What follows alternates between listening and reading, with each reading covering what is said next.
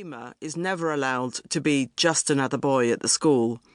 When he doesn't perform well academically, it is to be expected, and when he succeeds at sport, it's taken for granted. Further, when his grades are good, he is singled out for special attention because his classmates believe he has overcome the intellectual limitations of being black, or, in some instances, rumours spread that he has been marked leniently to compensate for it.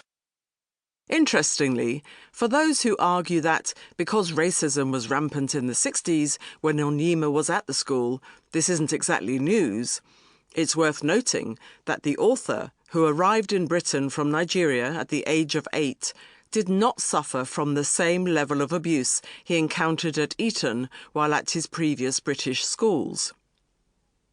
One of the book's greatest strengths is that, while he is clearly a sensitive boy who becomes attuned to all the nuances of racism he encounters, Onyeama is also a formidable fighter, literally and figuratively. Rather than submit to oppressive forces, he defends himself and thus manages to maintain his dignity, even though it often provokes more of the same.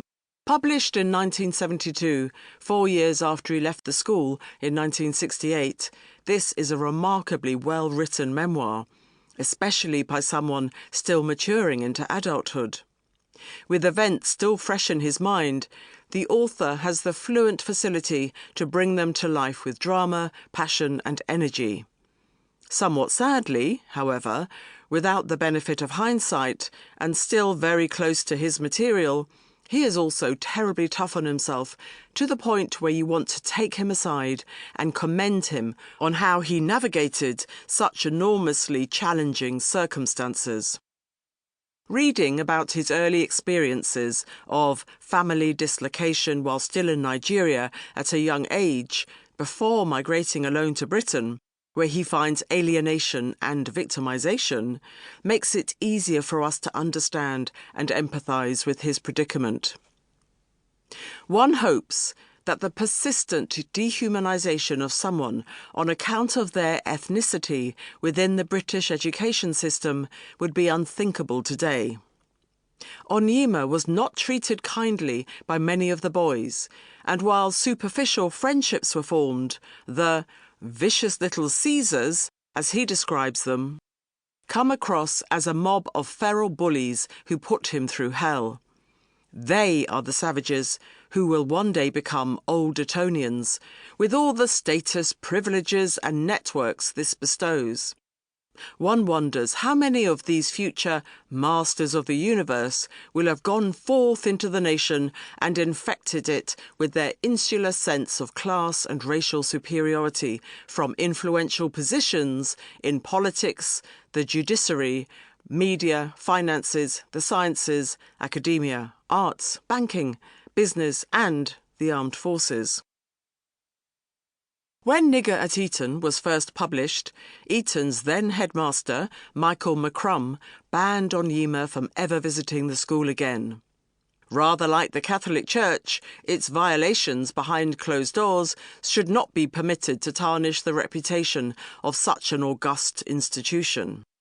After publication, the book soon disappeared without trace, although Onyeama reissued it in Nigeria after he returned home.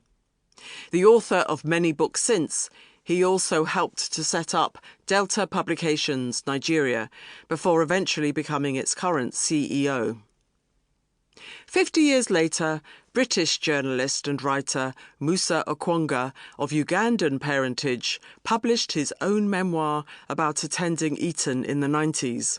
One of them, 2021. By then, the overt racism of earlier eras had gone underground, and it was only many years after he'd left that Okwonga learnt about the racial aspersions cast behind his back by his classmates. During the Black Lives Matter protests of 2020, when many institutions were challenged on the murky pasts they'd rather remained hidden, the current headmaster of Eton apologised to Onyeama for the abuse he'd encountered half a century before.